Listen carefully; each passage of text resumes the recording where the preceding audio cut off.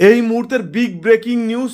মুখ্যমন্ত্রী মমতা বন্দ্যোপাধ্যায়ের বিরুদ্ধে কলকাতা হাইকোর্টের দ্বারস্থ হলেন রাজ্যের বিরোধী দলনেতা শুভেন্দু অধিকারী।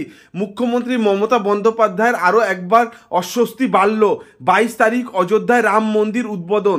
সেদিনই সব ধর্মের মানুষের প্রতি সংহতি জানাতে মুখ্যমন্ত্রী মমতা বন্দ্যোপাধ্যায় একটি মিছিলের আহ্বান করেছেন।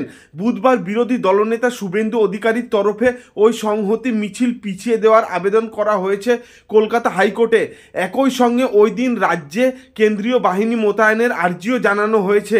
আগামী সোমবার যখন অযোধ্যায় রামের প্রাণ প্রতিষ্ঠা হবে তখন কলকাতায় কালীঘাট মন্দিরে যাওয়ার কথা ঘোষণা করেছেন মুখ্যমন্ত্রী মমতা বন্দ্যোপাধ্যায়। সেদিন সব ধর্মের মানুষদের নিয়ে মিছিলও করবেন তিনি।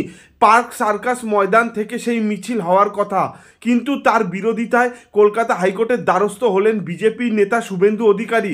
তাকে মামলা দায়েরের অনুমতি দিয়েছে বিচারপতি হরিশ ট্যান্ডনের ডিভিশন বেঞ্চ। আগামীকাল এই মামলার শুনানি হওয়ার সম্ভাবনা রয়েছে। শুভেন্দুর দাবি, 22 তারিখ ওই মিছিল হলে রাজ্যে সাম্প্রদায়িক সম্প্রীতি নষ্ট হতে পারে। এদিকে আবার 22শে জানুয়ারি রাম মন্দির উদ্বোধনের দিনে সংহতি যাত্রা নামে হিংসা বিদ্বেষ তৈরি হতে পারে, অশান্তি হিংসার ঘটনা ঘটতে পারে। সেই আশঙ্কা থেকে রাজ্যপালকে চিঠি দিয়েছেন তমলুকের সাংসদ দিব্যেন্দু অধিকারী। বিষয়টি স্পর্শকাতর উল্লেখ করে রাজ্যপালের কাছে ব্যবস্থার আবেদন জানিয়েছেন তিনি।